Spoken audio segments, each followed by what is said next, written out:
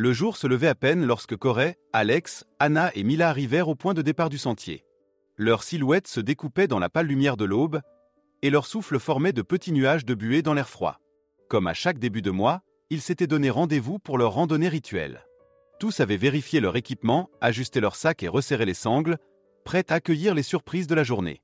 Par ici, dit Mila en désignant un chemin étroit à peine marqué, presque oublié. Son ton surprit les autres. Corey s'y intéressa aussitôt, Alex resta hésitant, et Anna fronça légèrement les sourcils. Mais Mila, confiante, garda son sourire tranquille. Avec le soleil qui commençait à répandre une teinte dorée sur les collines, ils se mirent en route. Le sentier serpentait à travers une brousse sèche et clairsemée, bordée de petites collines couvertes de buissons. La lumière matinale donnait au paysage une fraîcheur particulière, comme si le jour lui-même les invitait à entrer. Leurs voix s'élevaient joyeusement dans l'air calme. Mila, toujours en tête, jetait parfois un coup d'œil en arrière pour vérifier que le groupe suivait. Elle désignait quelques oiseaux perchés, des fleurs sauvages éparses, cherchant à alléger l'atmosphère. Peu à peu, la méfiance céda place à l'admiration. La beauté discrète du lieu, faite de rayons filtrant entre les branches et de reflets mouvants au sol, imposait son charme. C'est différent mais magnifique, admit Anna, ses doutes s'effaçant peu à peu. Les autres opinèrent, bientôt séduits par l'harmonie de ce décor inhabituel. Mila s'arrêta un instant pour montrer une crête lointaine où le soleil allumait des flammes d'or. Son enthousiasme gagna rapidement tout le groupe, qui partagea ce moment dans un silence émerveillé. Ils échangèrent des rires, rappelant d'autres randonnées, la cascade découverte l'été précédent, les bivouacs improvisés, les souvenirs partagés qui renforçaient leurs liens. Le calme de la brousse contrastait avec l'animation des forêts plus denses qu'ils avaient l'habitude de parcourir.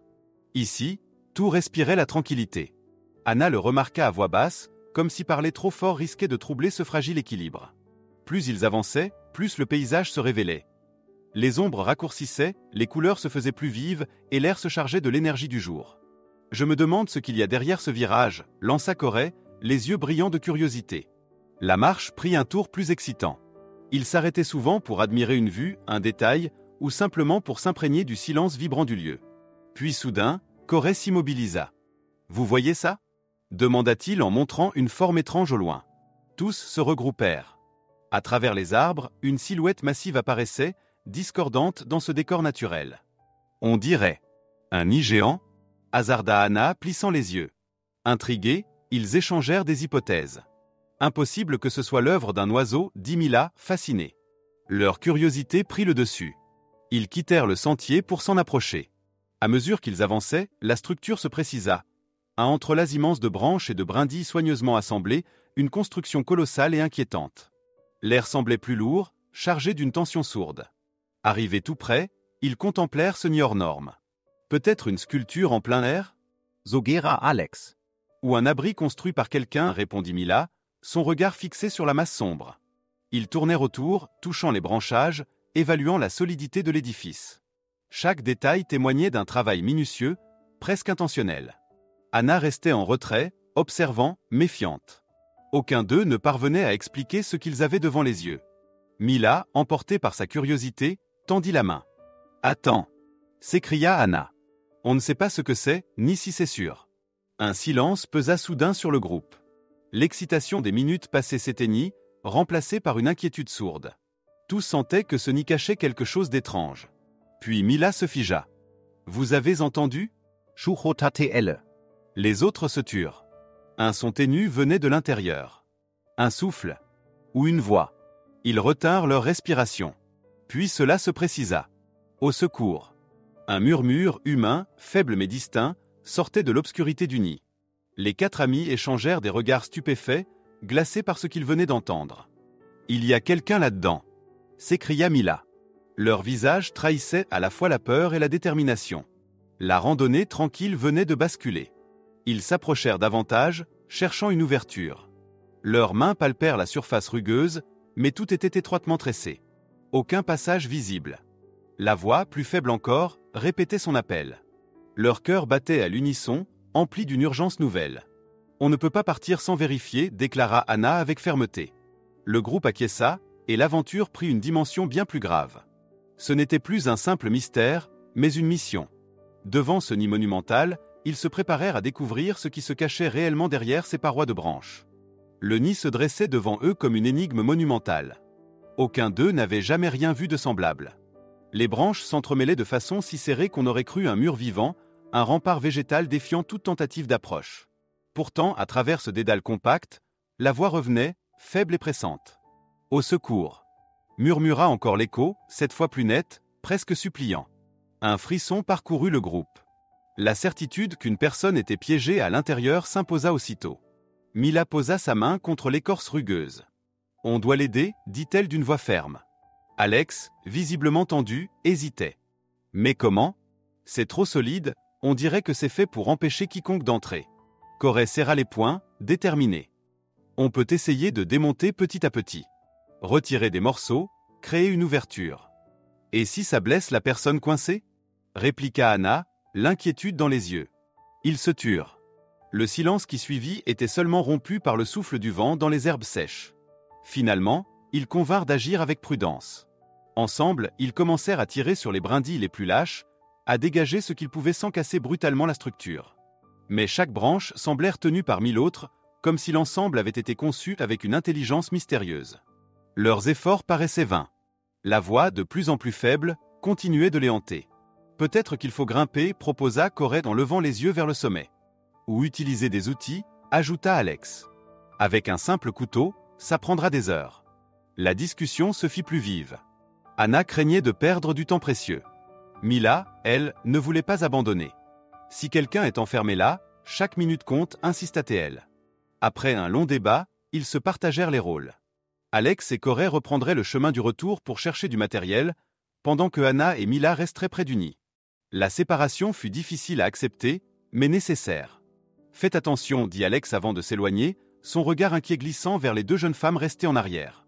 Anna et Mila les regardèrent disparaître entre les buissons, puis se tournèrent de nouveau vers l'étrange construction. Le silence se referma autour d'elles, troublé seulement par un bruissement d'ailes au loin. « On ne peut pas rester sans rien faire », souffla Mila. Elle sortit de son sac un petit couteau de poche qu'Alex avait laissé derrière lui. La lame, minuscule face à l'amas de bois, semblait ridicule. Pourtant, avec détermination, elle commença à gratter, à inciser les fibres les plus fines. Le travail était long, pénible, mais chaque brindille coupée lui donnait l'impression d'avancer. Anna l'observait, partagée entre admiration et peur. Et si ce n'était pas ce qu'on croit ? Et si c'était un piège ? Mila ne répondit pas tout de suite. Son regard restait fixé sur la tâche. « Alors mieux vaut savoir », murmura-t-elle enfin. Les minutes passèrent. Lentement, un petit trou apparut dans la paroi. Les deux amis échangèrent un regard, le cœur battant. Mila approcha son œil de l'ouverture. « Je vois quelque chose. » chuchotate'elle. Anna s'agenouilla à son tour. Derrière les ombres, une tache de couleur vive se distinguait, mouvante. Elles retinrent leur souffle. Puis soudain, un battement d'ailes, un mouvement vif. Et une petite tête apparut. Un perroquet. Ses plumes éclataient de couleurs vives, vertes, rouges, bleues, contrastant avec l'obscurité intérieure. Les deux jeunes femmes restèrent pétrifiées. L'oiseau inclina la tête, les observant de ses yeux ronds et curieux. Puis, contre toute attente, une voix humaine claire jaillit de son bec. « Au secours !» dit-il, d'une intonation si réaliste que les deux amis crurent d'abord rêver. Mila recula, les yeux écarquillés. Anna porta la main à sa bouche, sidérée. C'était l'oiseau, souffla-t-elle. Le perroquet répéta encore. Au secours. Aide-moi. La stupéfaction céda peu à peu à une compréhension mêlée de soulagement et d'incrédulité. Ce n'était pas un être humain enfermé, mais ce volatile étrange, doté d'une capacité de mimétisme troublante. Mila introduisit sa main par l'ouverture et, avec précaution, saisit l'oiseau. Le perroquet se laissa prendre, docile, comme s'il comprenait que ses sauveuses ne lui voulaient aucun mal. Ses plumes chatoyantes frémissaient au soleil. Incroyable, murmura Anna, encore bouleversée. Leur première réaction fut de rire nerveusement, libérée de la peur qui les avait tenues prisonnières. Mais vite, une autre inquiétude surgit.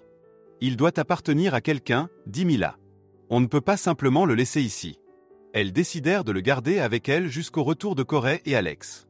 Le perroquet, posé sur l'épaule de Mila, lançait par moments des phrases qu'il avait apprises. Sa voix, si semblable à celle d'un humain, les faisait encore frissonner, mais désormais d'amusement plus que de crainte. Quand Corey et Alex revinrent enfin avec des outils, prêts à attaquer la paroi, ils restèrent bouche bée en découvrant la scène. « Vous n'allez pas croire ce qu'il s'est passé », lança Anna, un sourire encore tremblant sur les lèvres. Mila leva doucement l'oiseau pour leur montrer. Le perroquet les fixa et, comme pour appuyer les propos, répéta « Au secours !» L'effet fut immédiat. Alex éclata de rire, Corey secoua la tête d'incrédulité. Le mystère prenait une tournure inattendue. Ce nid gigantesque, ce cri désespéré, toute cette tension. Et tout cela n'était que l'œuvre d'un animal doué d'imitation. Pourtant, l'étrangeté du lieu demeurait. Pourquoi ce perroquet se trouvait-il là, enfermé dans une structure aussi étrange? La question restait entière. Les 4 amis, apaisés mais perplexes, décidèrent de quitter les lieux en emportant l'oiseau. Leur randonnée avait pris un tournant auquel ils ne s'attendaient pas, et ils étaient loin d'imaginer que d'autres surprises les attendaient encore. Le retour sur le sentier se fit dans une atmosphère étrange. Le perroquet, perché tantôt sur l'épaule de Mila, tantôt sur celle de Corey, répétait ses phrases comme un écho comique et troublant à la fois. À chaque « au secours », ils se regardaient en riant, incrédules de la peur qu'ils avaient ressentie quelques instants plus tôt. La forêt, qui leur avait paru si mystérieuse, semblait maintenant plus accueillante, presque complice de leur découverte. On devrait l'emmener dans un refuge, dit Anna. On ne peut pas simplement le relâcher sans savoir s'il est blessé. Les autres approuvèrent. Le perroquet battit des ailes et lança une nouvelle phrase qu'ils n'avaient pas encore entendue. « Bonjour ». Cela fit éclater Alex de rire. Ce type-là va nous rendre célèbres, plaisanta-t-il. Ils pressèrent le pas pour retrouver une zone avec du réseau téléphonique. En chemin, ils se racontaient en boucle leurs mésaventures, chacun ajoutant des détails, chacun exagérant l'angoisse de l'instant où ils avaient cru entendre un véritable appel humain. Le perroquet, en ponctuant leur récit de ses imitations, rendait la scène encore plus absurde et inoubliable. Enfin, une barre de réseau apparut sur le téléphone d'Alex. Il contacta les autorités locales et expliqua la situation. À l'autre bout du fil, la surprise était palpable. On leur demanda d'amener l'oiseau dans un centre de soins pour la faune sauvage, situé à quelques kilomètres. Le groupe prit alors la direction indiquée. Le soleil, maintenant qu'au dans le ciel, baignait le paysage d'une lumière éclatante. L'aventure du matin semblait déjà irréelle, comme un rêve étrange. Mais le poids du sac de Mila, où le perroquet avait trouvé place pour se reposer, leur rappelait que tout cela était bien vrai. Lorsqu'ils franchirent la grille du refuge, l'agitation fut immédiate. Les soigneurs, intrigués par les couleurs vives de l'oiseau et par sa capacité à parler si distinctement, se rassemblèrent autour d'eux. Incroyable, souffla l'un d'eux lorsque le perroquet lança son fameux « au secours ».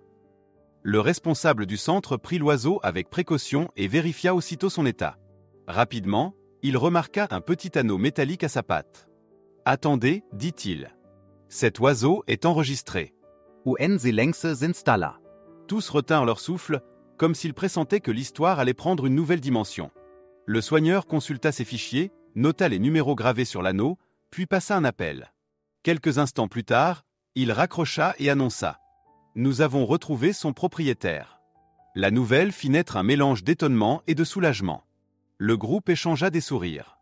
Leur drôle d'aventure touchait à sa fin. Il fallut moins d'1 heure pour que le propriétaire arrive. Dès qu'il franchit la porte, le perroquet s'agita, ses plumes frémissant d'excitation. L'homme, les traits marqués par des jours d'inquiétude, s'avança en appelant doucement son compagnon. L'oiseau, reconnaissant sa voix, battit des ailes et lança une série de phrases rapides et joyeuses. Les randonneurs assistèrent à la scène, émus. Le propriétaire expliqua qu'il cherchait son perroquet depuis des semaines. L'animal, célèbre parmi ses proches pour son incroyable capacité à imiter la voix humaine, s'était échappé par accident. Quand j'ai entendu qu'il avait répété « au secours », je n'ai pas été surpris, dit-il en souriant. Il adorait jouer à ça à la maison.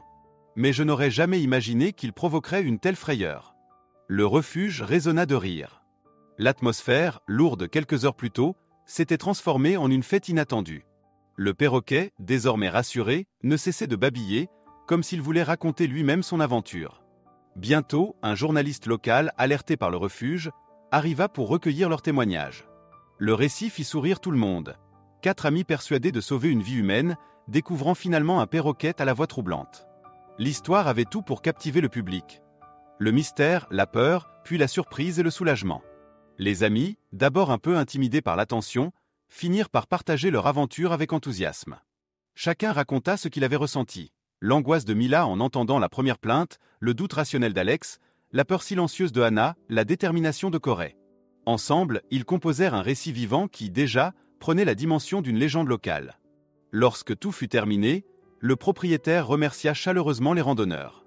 Ses yeux brillaient d'une gratitude sincère. « Vous m'avez rendu bien plus qu'un perroquet. Vous m'avez rendu un ami, dit-il. Ce soir-là, les 4 amis prirent un moment pour eux, assis à l'écart, laissant le refuge s'animer autour d'eux. Ils repensèrent au chemin parcouru depuis l'aube. La marche joyeuse, la découverte du nid, la terreur de cette voix mystérieuse, puis la révélation inattendue. Quelle journée, souffla Anna avec un sourire fatigué. On ne verra plus jamais une randonnée de la même façon, répondit Corey. Mila hocha la tête. C'est ça, la beauté de ces sorties. On part pour marcher, et on revient avec une histoire qu'on n'oubliera jamais. Un silence complice suivit. Tous savaient qu'ils venaient de vivre quelque chose d'unique. Le perroquet avait disparu dans les bras de son maître, mais il avait laissé dans leur mémoire une empreinte indélébile. Leur randonnée mensuelle avait commencé comme toutes les autres, mais elle s'était transformée en une aventure hors du commun. Ils avaient appris une fois de plus que la nature recelait bien des mystères et que chaque détour de sentier pouvait révéler l'imprévisible.